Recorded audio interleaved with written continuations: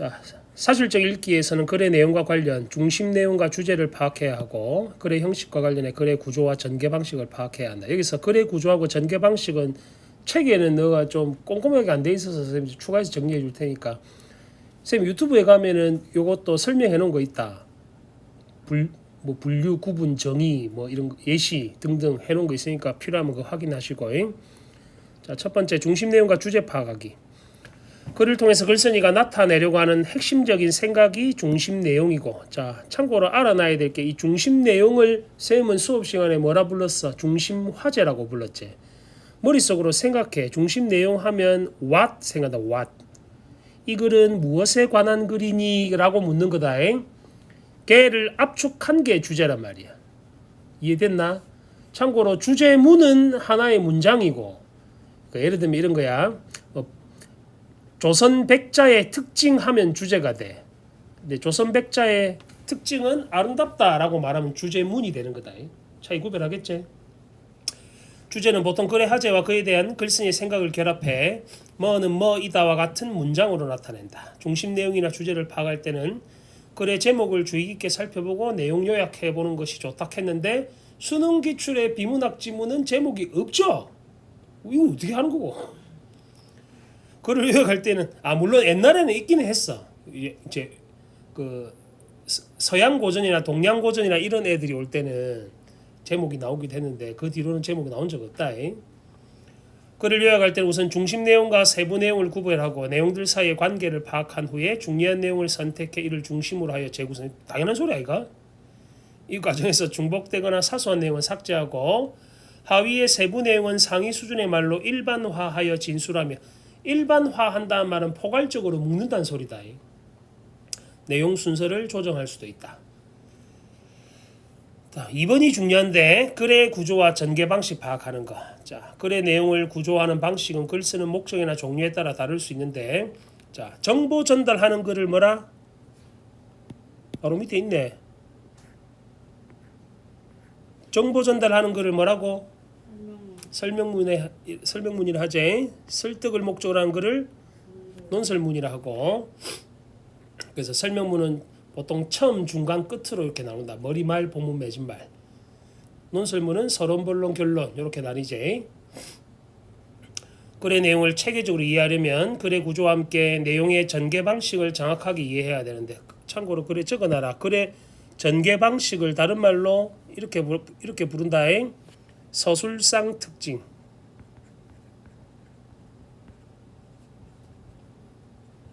수능 용어들 혹은 논지 전개 방식이라고도 불러. 서술상 특징이란 말이 나오면 글의 종류가 설명문이란 뜻이다. 논지 전개상 특징, 전개 방식이란 말이 나오면 걔는 논설문이란 뜻이야. 이걸 쉽게 얘기하면 서술상 특징은 설명문에서 사용하는 거고 논지 전개 방식은 논설문에서 사용하는 거다. 그러니까 비문학은 크게 보면 글의 종류가 두 개밖에 없지. 설명문 아니면 논설문이니까, 그지? 자, 글의 내용을 체계적으로 이해하려면 글의 구조와 함께 내용 전개 방식을 정확하게 이해해야 하는데, 글의 세부 내용을 전개하는 방법에 시간의 흐름에 따라 내용을 전개하는 방식이 크게 너희 책에 3개 있지. 서사, 과정, 인과. 이거는 너가 노트 꺼내갖고 하나씩 정리해보자. 서사가 뭔지, 과정이 뭔지, 인과가 뭔지 이걸 알아야 될 거 아니야. 책에 적을 데 없잖아. 노트 한 개 꺼내갖고 어디 정리해봐. 지금 순서대로. 시간의 흐름에 따라 내용을 전개하는 걸 무슨 방식이냐면 동태적 전개 방식이야. 동태적. 그래서 3개를 적어놔. 세로로. 동태적이라고 적고 서사, 과정, 인과 이렇게 3개 적는다.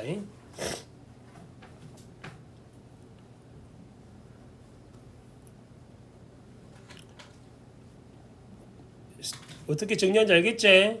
동태적 전개 방식 해놓고 3개를 세로로 적어. 서사, 과정, 인과. 됐니? 서사는 어떤 걸 서사라 한다? 사건을 시간 순서대로 전개하는 걸 서사라고 불러. 사건을 시간 순서대로 전개하는 거. 이걸 선생님 비문학에서는 무슨 전개 방식이라 하대? 수업 시간에 해줬잖아. 시간의 흐름에 따른 전개 방식을 뭐라 하대? 무슨 연구를 하대?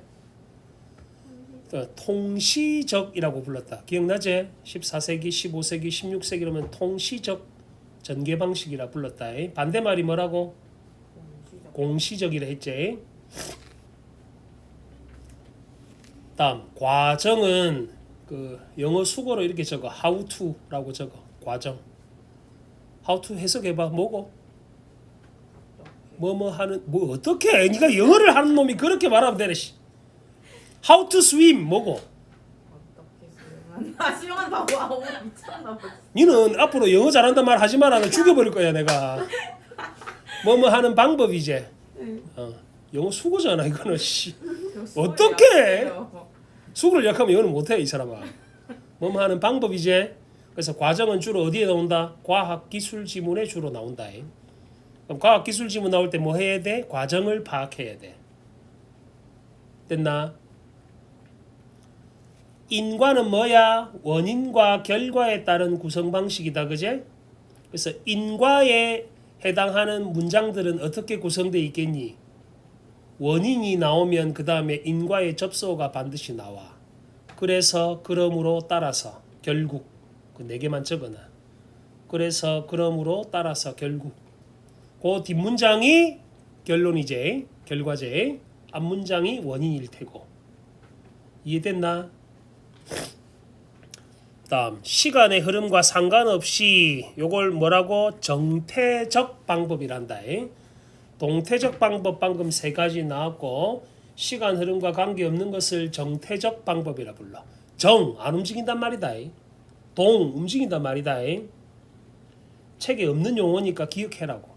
됐나? 오늘은 잠 안 오나? 니 지금 전국적으로 방송되고 있다 이거. 구독자가 106명이나 된다고. 아 짱나 진짜. 얼마 전에 110명까지 갔는데 4명이 또 탈퇴했어. 영상을 올리기만 하면 나가 이것들이. 짱나 죽겠네 진짜. 내가 추적해야 되겠다. 오늘도 나가겠군. 자, 너 교재에 있는 것만 일단 정리해 보자. 자, 역시 세로로 적는다. 분석, 묘사, 분류, 예시, 정의, 비교, 대조, 유추. 체리나 그래서 내가 종이 꺼내 그거다 하라 이거 그거 어찌 적을래 그거다가 연습 없나? 하나 빌려줘라 쟤. 연습 있는 사람 이름 있나 혹시? 한 장만 째줘라 쟤.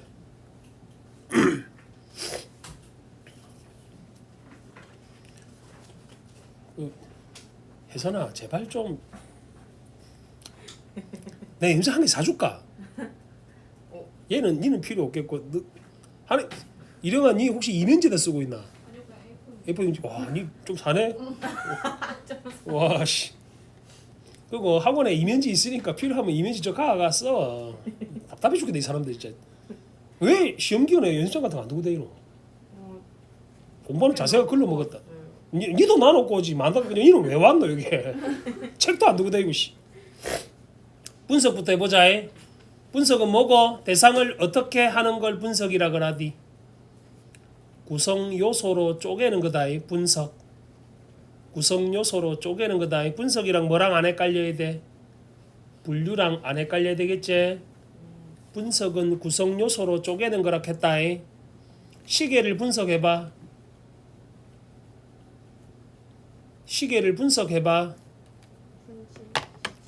분침, 시침, 초침, 태엽 이렇게 나눈 걸 분석을 한다. 구성 요소로. 시계를 분류하면 뭐지 돼? 손목시계. 그게 분류다. 묘사는 대상을 어떻게 설명하는 방식? 그림 그리듯이 설명하는 방식이다. 묘사. 오똑한 콧날, 앵두 같은 입술 뭐 이런 거 있지? 정말 썩은 표현이구나. 썩은 묘사네. 분류는 뭐랑 안 헷갈리라고? 쌤 그림 옛날에 그려줬는데 기억나나? 분류랑 구분하고 안 헷갈려야 된다. 분류는 작게 나눈 걸 큰 거로 모으는 거고, 그림 그려줬지? 동글뱅이 쪼매난 거 해갖고 큰 걸로 옮기고,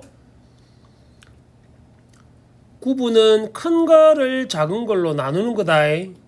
그래서 분류는 어떻게 생각하라고? 종류별로 나누는 거랬다. 종류별로. 분석하고 헷갈리면 안 된다 했어. 사람을 분류하면 어찌 되노? 성별로 분류하면 어찌 되노? 남자 여자 이게 분류제? 아니지 분류를 하면 안 되지. 방금 내가 뭐라 돼 이걸? 사람을 남자 여자로 나누면 뭐야? 구분이라고 말해야 된다고. 남자 여자는 사람이다 하면 뭐라고? 그게 분류다. 차이 구별하겠어? 수능에 무조건 한 문제 나온다 이거. 첫 번째 문제로 기억해 놓고 있어라. 그리고 내가 오늘도 내 고3들이 두 놈 나갔는데 이것들이 누구도 내년에 내가 그럴까봐 걱정이다. 국어로 최저를 안 맞추려고 뭐 이런 이딴 소리를 하고 있어. 어? 그러니까 사탐하고 영어로 맞추겠다. 정신 나간 새끼들이야. 절대 대학 못 간다 가들. 내가 미안하지만 내가 엄마랑 통화하면서 이렇게 하면 재수할 수도 있는데 그 수시가 그러니까 최저라는 누구 잘 기억해라. 최저의 전제는 뭐고? 최저라는 것의 전제가 뭐고? 수시 합격? 1차가 붙어야지. 그제?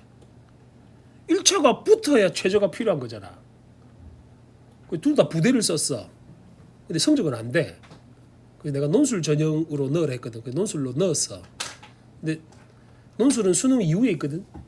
부대하고 경부대하고. 그러면 논술을 치기 위해서는 최저가 안 되면 치러 갈 필요가 없잖아. 어차피 두 과목 합 4가 돼야 되니까.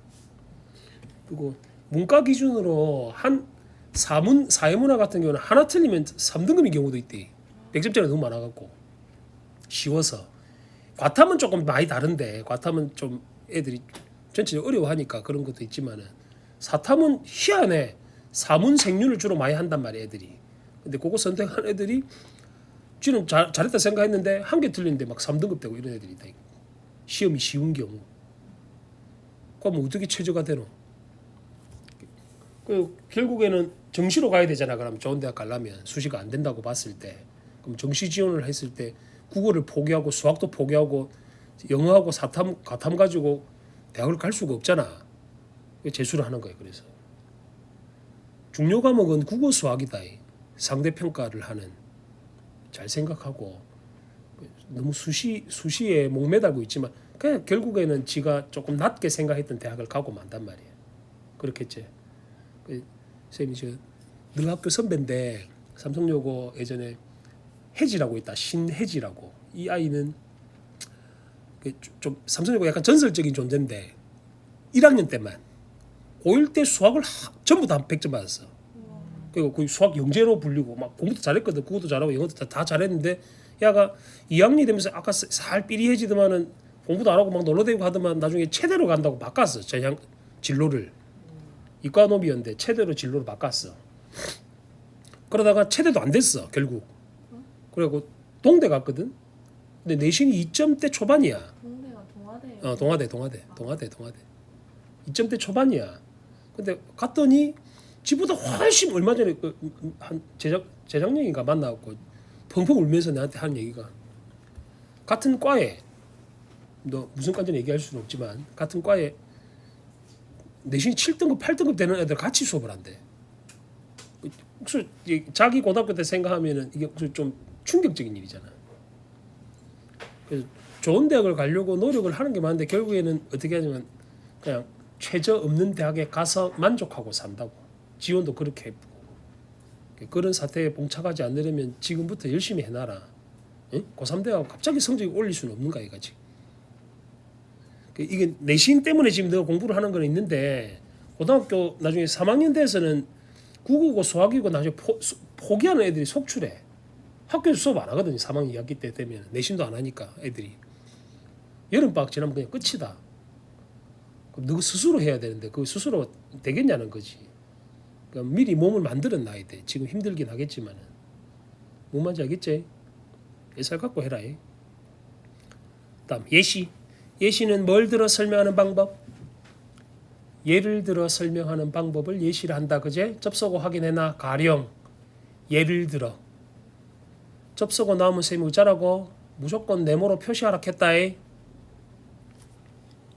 방금 설명한 거는 쌤이 유튜브에 올리놔서 서술상 특징해서 필요하면 그 영상을 보셔도 된다. 정의는 항상 따라다니는 세트로 따라다니는 말이 있다.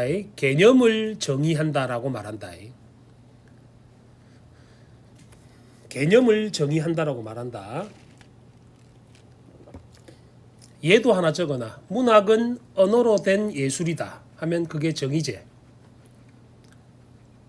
참고로 문학이 큰 개념이야, 예술이 큰 개념이야?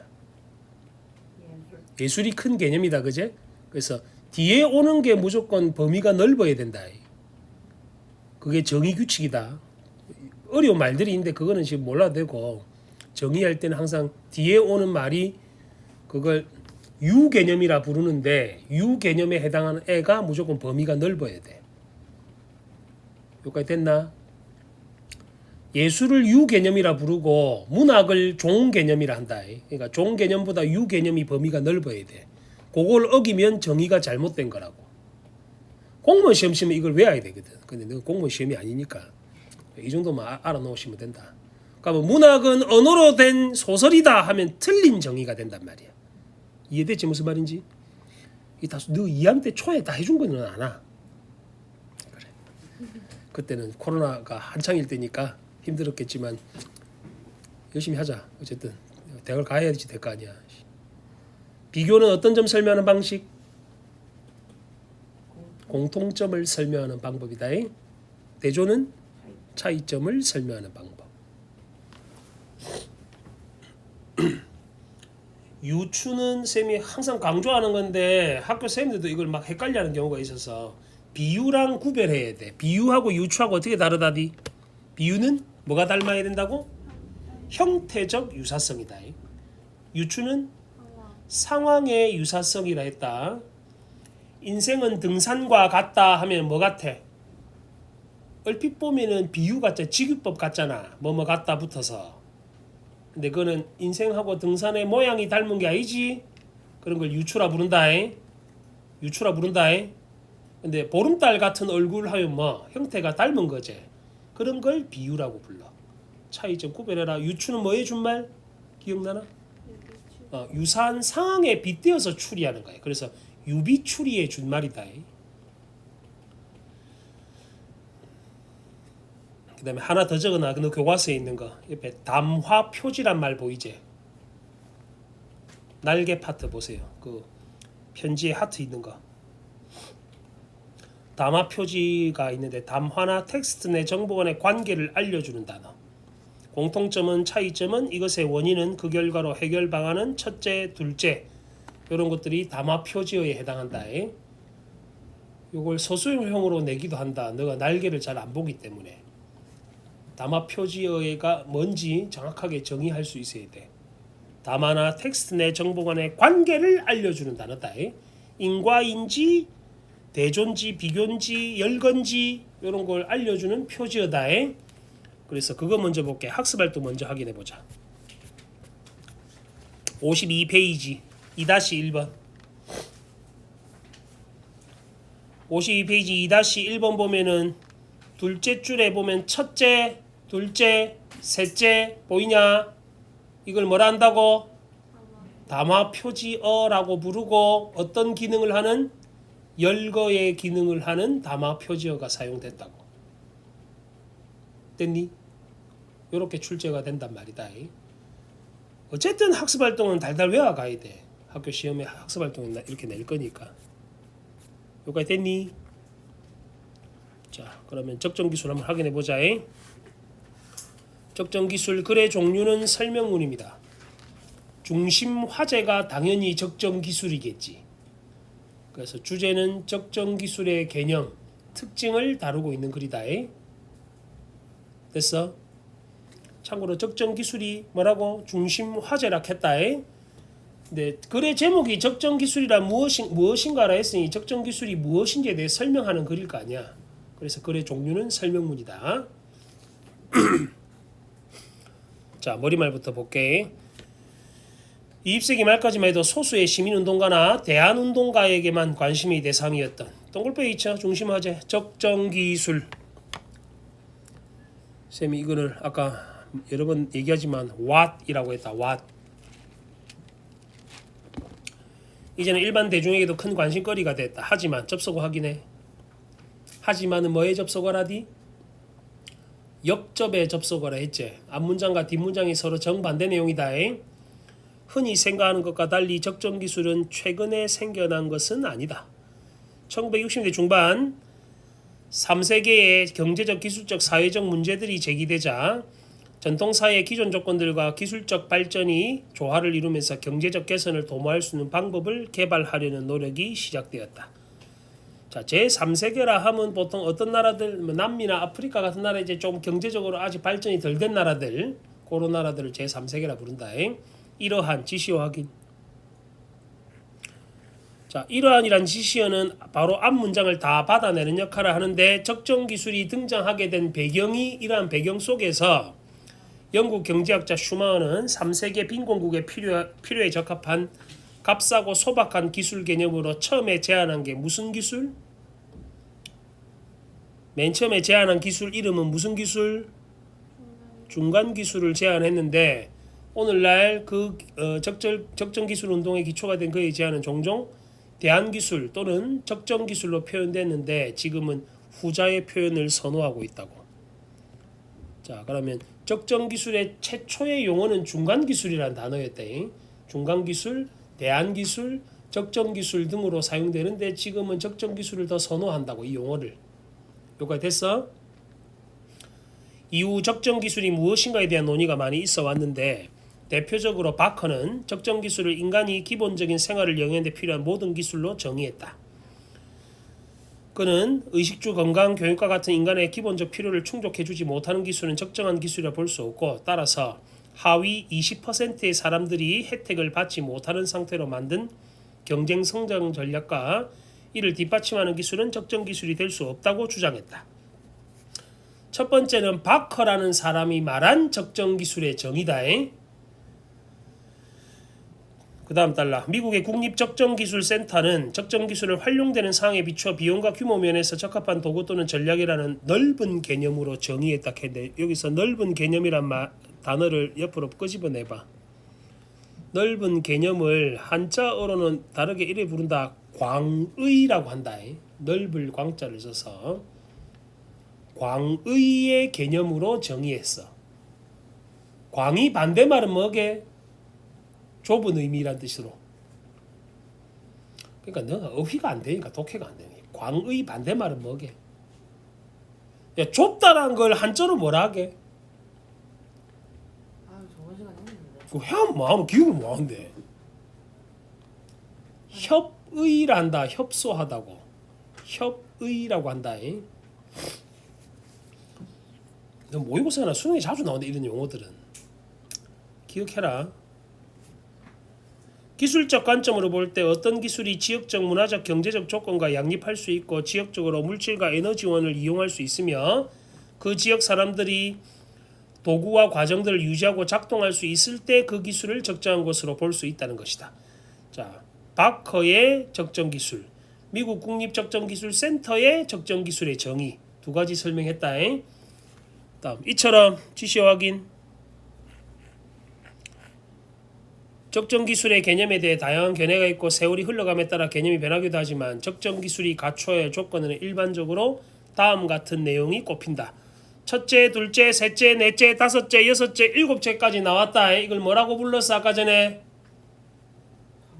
이 담화 표지어 나와 있지. 열거하는 담화 표지어가 첫째부터 일곱째까지 나온다. 자, 조건만 너가 확인해봐. 첫 번째, 비용이 어째야 돼? 보고 있나 이놈들아. 비용이 어째야 돼? 저렴해야 돼. 둘째, 가능하면 어디서 나는 재료? 현지가 아니고 현지. 셋째, 다 형광펜으로 체크해라. 현지의 기술과 노동력을 활용해 일자리를 창출. 넷째, 크기가 적당하고 사용 방법은 간단. 다섯째, 지역 주민이 제품을 스스로 만들어야 되고. 여섯째, 협동작업, 지역사회발전의 공헌. 일곱째, 상황에 맞게 변화. 이렇게 7개 조건이 있다. 근데 이 7개 조건 중에서도 핵심적 조건 3가지가 중요해. 그게 시험 문제로 자주 나온다. 어떤 지역과 시대에서 적정 기술이 다른 지역과 시대에는 적정하지 않을 수도 있다. 그러니까 사막 지역하고 눈이 많이 내리는 북극이나 남극 지역하고는 또 다르겠지, 그제? 적정 기술은 환경 변화에 맞춰서 적응하는 유연성이 필수적이다. 이외에도 적정 기술이 갖춰야 할 조건은 추가될 수 있는데 적정 기술이 이런 조건들을 모두 갖춰야 한다는 것은 아니다. 비록 이 가운데 몇 가지를 만족시키지 못해도 해당 적정 기술을 통해 자 이게 제일 중요하다. 체크하세요. 첫 번째, 지역 주민의 역량 강화, 삶의 질 향상, 고용 창출. 이 세 개는 외워라의 핵심 조건 세 가지다. 이 세 가지는 반드시 있어야 돼. 이게 있을 때 적정 기술의 자격을 갖춘 거라고 본다고. 지역 주민이 잘 먹고 잘 살아야 될 거 아니야 일단. 그다음에 삶의 질도 향상돼야 되겠지. 그다음에 고용이 창출돼야 될 거고. 너 저 혹시 항아리 냉장고 이런 거 본 적 있나? 아프리카 같은 데 쓰는데 항아리 냉장고. 이거는 10시만 되면 살 어디 갈라노. 아유. 야, 니 자러 올 것 같으면 뭐 한다고 왔냐? 집에서 푹 침대에서 편하게 주무시지. 아유, 참. 방금 내가 그 입시에 대해서 얘기를 해줬는데도 살 어디 누군가를 만나고 오시고. 자, 오늘날 적정 기술의 필요성은 개발도상국과 선진국 모두에서 점점 강조되고 있다. 이는 현대사의 문제점과 관련되는데 현대사에는 강력한 위기들이 동시다발적으로 진행되고 있어. 넘어갔다. 50쪽 다 돼간다. 기후변화, 지진 같은 자연재해, 성장 위주 경제발전의 부작용, 석유 같은 원자재 가격 변동 지금도 일어나고 있지. 우크라이나 사태를 보면 알겠지만. 그리고 너 빵집이 지금 다 망하고 있는 거 아나? 왜요? 왜 그러겠노? 밀을 어디서 제발 수입하대? 야씨, 전 세계 40% 밀이 우크라이나에서 나와. 우크라이나 그 엄청난 곡창지대다 이가. 거기서 밀이 나오는데 걔들이 밀이 수출을 못 하잖아 지금 전쟁 중이니까. 밀가루 원재료 값이 40%가 올랐대. 어떤 서울의 어떤 유명한 빵집은 뭐 연매출이 1억이 넘는데 문을 닫았대. 원자재 가격이 너무 올라서. 근데 학원 앞에도 문 닫았어요. 응? 저희 학원 앞에도 빵집 문 닫았어요. 저희 학원은 여기를 말하나? 아니 여기 말고 뭐 너희 학원, 네가 차린 학원이가? 아니 저희 학원이. 뭘 해야 되지? 좀 서서 들어갔네. 서서 들어라 제발. 이 책상에 올라가라니. 네? 책상에 올라가라. 그건 좀 롤링 하면서 이거 들어라. 씨.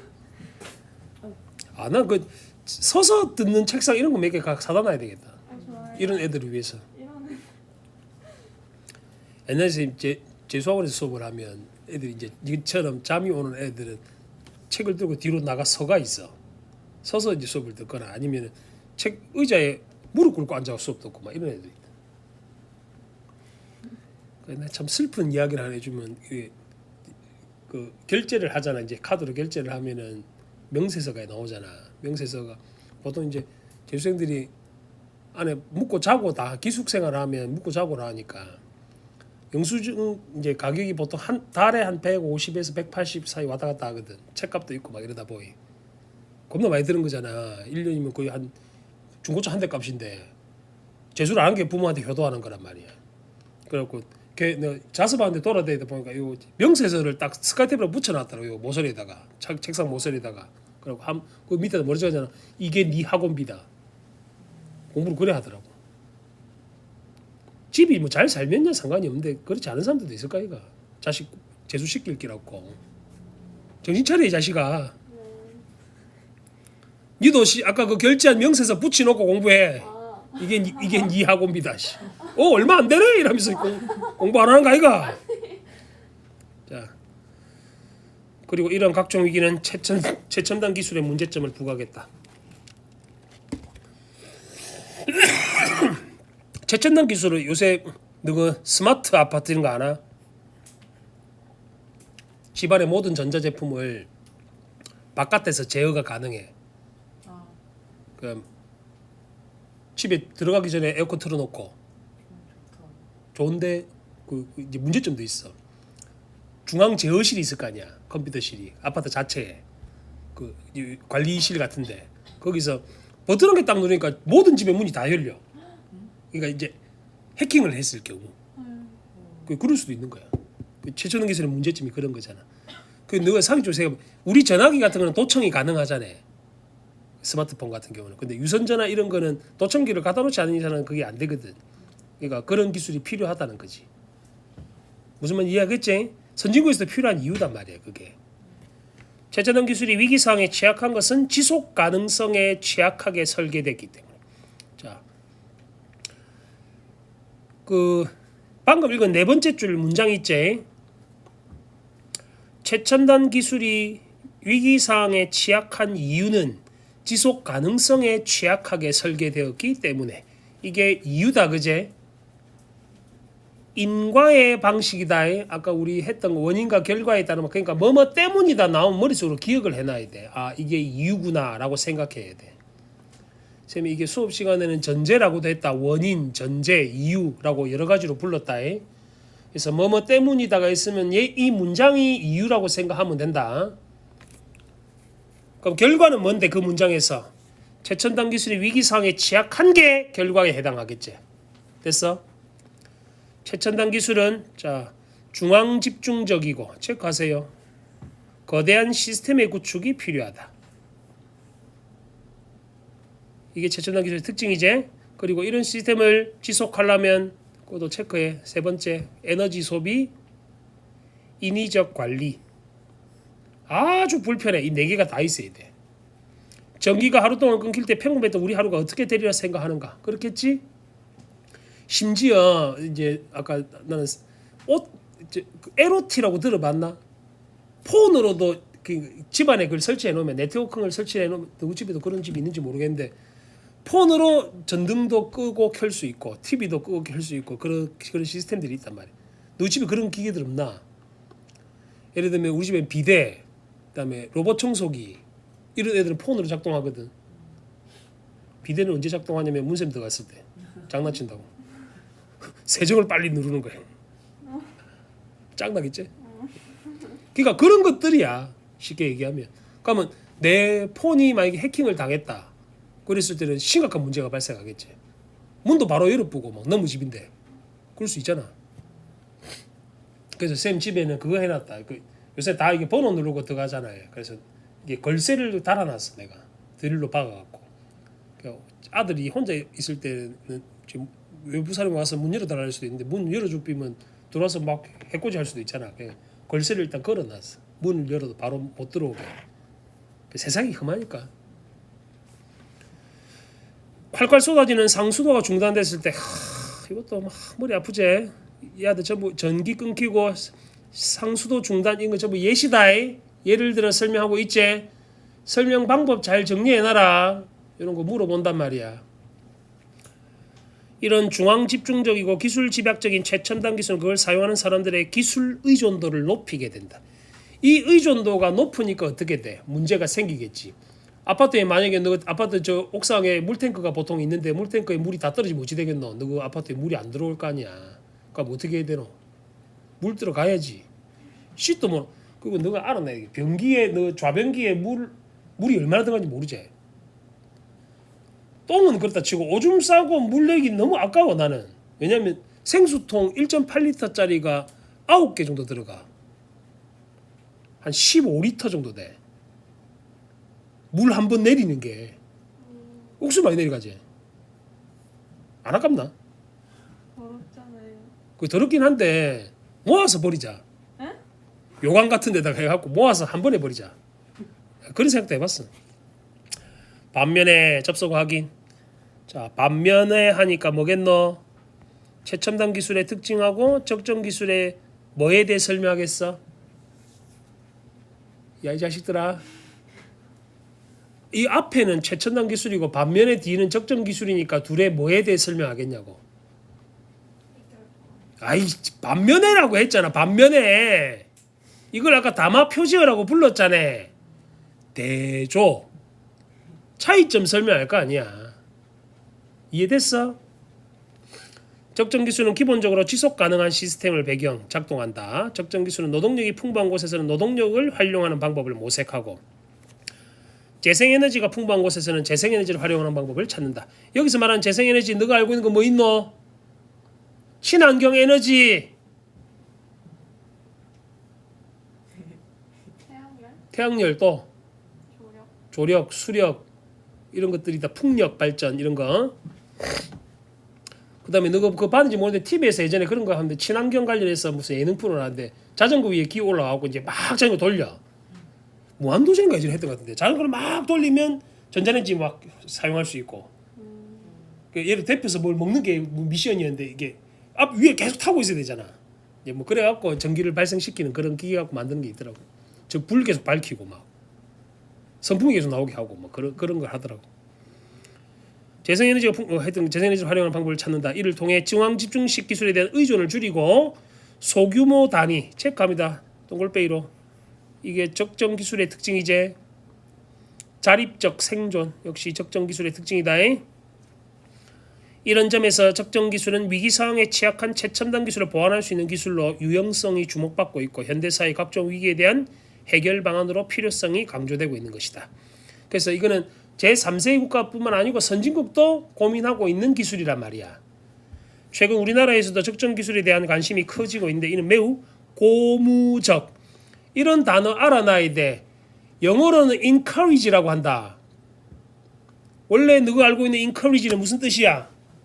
격려하다라는 뜻이지. 힘을 북돋워 주다. 이건 한자어인데 뜻도 적어놔라. 고무할 때 고자가 북고자다. 북. 둥둥둥둥 북고자다. 북. 무는 춤출 무자다. 야구 응원할 때 보면 무자들어 북치고 춤추고 하잖아. 격려한다 이 말이다. 북치고 춤을 춰서 격려하다라는 뜻이다. 단어 뜻 잘 알아놓고 요런 거는 그 사전적 의미 물어보는 문제로 출제가 가능하다고. 빈칸 내갖고 여기 들어갈 한자를 적어라 이렇게 할 수도 있잖아. 그제? 하지만 접속 확인. 이미 40-50년의 적정 기술 역사를 가진 서구 선진국과는 달리 우리나라 적정 기술 관련 경험은 매우 부족하다. 문제가 있다는 거다. 또한 적정 기술의 기존의 방법이 해결하지 못한 모든 사회 문제를 단번에 해결해 줄 수는 없겠지 또. 적정 기술의 진정한 의미를 이해하고 선진국의 적정 기술 역사에서 교훈을 얻어 인류의 행복 증진에 이바지할 수 있는 한국형 적정 기술이 마련되고 정착되면 좋겠다는 거다. 필자 생각은. 자, 그래서 그 학습 활동 보세요. 각 문단을 요약을 이렇게 해놨지. 그래서 선생님 수업 시간에 그 수능 기출도 계속 이렇게 공부하라고 하는 이유다. 단락 요약하는 게 제일 중요한 거예요. 그래서 이런 거 확인해 두시고. 다음 52페이지.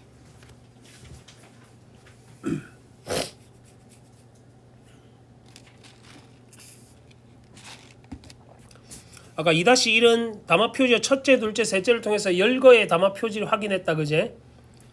2-2번은 6문단과 7문단 내용을 대조의 전개 방식에 따라 정리하라 했는데 이걸 다시 다르게 말하면 접속 아까 뭐 봤어? 담화 표지요. 반면에 봤지. 반면에. 6문단 7문단 사이는 반면에라는 담화 표지를 통해서 대조라는 걸 알 수 있었다. 그거 알아두시면 되겠다. 다문화주의도 했어? 누군 안 했어? 54페이지 펴봐라. 다문화주의의 개념. 자, 이것도 설명문이다. 다수의 학자들이 주장해온 다문화주의를 정의해 본다면 또 정의하고 있지. 개념을 정의하고 있다. 하나의 사회 내에서 다양한 문화적 특성을 지닌 집단 또는 계층이 존재하는 것을 구성원들이 인식, 존중하며 이들 집단의 사회적 문화적 차이를 인정하고 모든 구성원들에게 동등한 권리가 보장되는 포용적 맥락에서 이들 집단이 사회를 위해 지속적으로 이바지하도록 장려하는 가치관과 행동의 체계라고 요약. 정의가 억수로 기네. 이 개념을 구체적으로 살펴보면 몇 가지로? 4가지로 제시한다. 4가지 요소 체크해봐. 4가지 요소. 이걸 아까 선생님 설명 방식 중에 이런 걸 뭐라 돼? 대상을 구성 요소로 쪼개는 걸 뭐라 했어? 분석이죠. 여기서는. 여기는 첫째, 둘째, 셋째, 넷째 같은 게 열거의 담화 표지가 아니고 분석의 담화 표지다. 헷갈리면 안 돼. 앞에 거는 열거였고 얘는 분석의 담화 표지였다. 그제? 첫째, 문화의 다양성을 인식하고 존중. 야, 그 뭐고 저 중동 사람들 머리 여자들 머리 이거 뭐라 하지? 야, 히잡. 히잡 같은 거 날이 더워도 그 사람들이 히잡 쓰고 하고 저 뭐 운동할 때 올림픽 같은 거 나와도 히잡을 쓰고 막 배구하고 막 그래 샀더라고 그제? 봤나? 수영 선수는 내가 본 적이 없는 것 같은데 그거 쓰고 수영하기는 좀 그럴 것 같고 아니 이제 더군데 저거 왜 쓰고 있지? 이거는 문화의 다양성을 인정해주지 못하는 거란 말 쉽게 말하면 차이 좀 구별하겠지. 둘째, 문화 간 차이를 인정. 인도인들은 어떤 고기 안 먹어? 응? 소고기를 안 먹지. 소를 야 씨. 돼지고기를 먹어야 돼. 소고기도 안 먹는데 돼지고기는 먹어줘야지. 소를 우상시하니까 그렇다 그제? 그런 것도 인정해줘야 될 거. 다른 문화가 사회에 이바지할 수 있도록 장려하는 것. 앞에 세 가지 요소를 포용하는 가치관과 행동체계. 이렇게 네 가지 요소가 있다잉. 네 가지 요소를 분석했다 그제? 이런 요소를 더 구체적으로 풀어보면 우선 다양성의 인식과 존중은 하나 영토 안에서 복수의 인종 또는 민족이 존재하거나 사회적 약자를 비롯한 다수의 계층이 공존하는 구조를 사회 구성원들이 받아들이고 이와 관련한 일정 규칙에 동의하고 지지함을 뜻한다. 자, 복수의 인종 또는 민족 이런 건 어떤 거겠어? 우리나라도 이런 경우가 많지. 저 외국인 노동자라든지 그다음에 이주한 우리나라로 결혼해서 이주해서 온 사람들, 그지? 그다음에 뭐 그 조나단 이런 애들 같이 그 아버지 선교사 아버지 따라서 와갖고 저 나라 말 잘 모르고 걔는 한국 외대 역사학과가 그거 같대. 그런 것처럼 여러 민족이 존재하거나 사회적 약자는 뭐 장애인이나 이런 사람들이겠지. 이를 통해 구성원들은 자신과 다른 계층과 민족이 섞여 생활하는 사회를 당연하게 받아들이게 된다는 것. 두 번째로 문화 간 차이의 인정은 다양성의 인식과 존중을 전제로 해서 단일 문화가 아닌 다양한 문화가 존재함으로써 사회가 더욱 발전하고 역동적으로 성장한다는 가치를 깨닫는 것. 당연히 구성원들은 그런 사회를 선호하고 소중하게 지켜가기 위해서 노력을 기울이게 되겠지. 또한 타 문화가 사회에 이바지하도록 장려한 일은 사회 구성원들이 열린 가치관을 소유하고 타 문화에 대한 이해 정도가 높아져 있을 때 가능. 모든 문화는 고유의 특성과 색채를 띠고 있기 때문에 문화를 우월한 문화와 열등한 문화로 위계적 구분을 지을 수는 없다. 계층을 지어서는 안 된단 말이야. 문화는 수직적 단층 구조가 아닌 수평적 병렬 상태로 공존하는 인문적 자산이다. 그런데 현실에서는 국가의 경제적 수준이나 국제관계상의 지위에 따라 문화의 우월성까지 담보되는 경우가 종종 발생한다. 바람직한 다문화 사회가 되려면 하나의 영토 안에서 여러 가지 문화가 공존할 수 있는 환경이 갖추어져야 하며 모든 구성원이 동등한 권리를 누리면서 일나서 하고 있다. 저거는 엄청난 능력인데 문화적 교류와 상호 이해를 도모하고 정치, 경제 등 사회활동에 제한 없이 참여할 수 있도록 해야 한다. 다 당연한 소리고. 끝으로 다문화 중에 이런 요소를 포용하는 가치관과 실천하는 행동체에 갖춰질 때 비로소 완성된다고 설명할 수 있다. 동시에 이런 네 가지 차원의 다문화주의 요소는 서로 단절된 의미로 구성되고 작용하는 게 아니라 이것도 다른 뜻 알아놔야 돼. 상호 유기적 결합. 유기적 요 단어 알아놔야 된다. 유기적 뭐라 돼? 넌 학교에서 이런 거 안 가르치나? 유기적. 그러니까 그냥 주 듣고만 있는 거야. 필기해주면 뺏기줬고 너가 찾아봐야지 이런 걸. 뜻을 적어놔라. 전체와 부분이 긴밀한 연관관계를 맺는다는 말이다. 전체와 부분이 긴밀한 연관관계를 맺는다는 말이다. 인간을 우리가 인간을 유기체라고 부르는 이유다. 너가 발목이 안 좋으면 무릎이 안 좋아지고 허리도 안 좋아지고 하잖아. 유기체라서 그래 사람은. 교통과 통신 발달로 세계 여러 나라는 서로 긴밀히 교류하게 되었다. 그래서 지구를 어느 순간부터 지구촌이라 불렀지. 부르고 있지. 지구 마을이라고. 결혼 이주민, 북한 이탈 주민, 유학생, 관광객, 사업가, 일자리 찾는 구직자 등 많은 사람이 한국으로 온다. 이 영향으로 우리나라도 빠르게 다문화 사회로 진입. 이런 사회적 변화에 대처하려면 우리 사회 공동체 구성원 모두가 다문화주의에 대한 이해를 공유해야 되겠지 당연하게.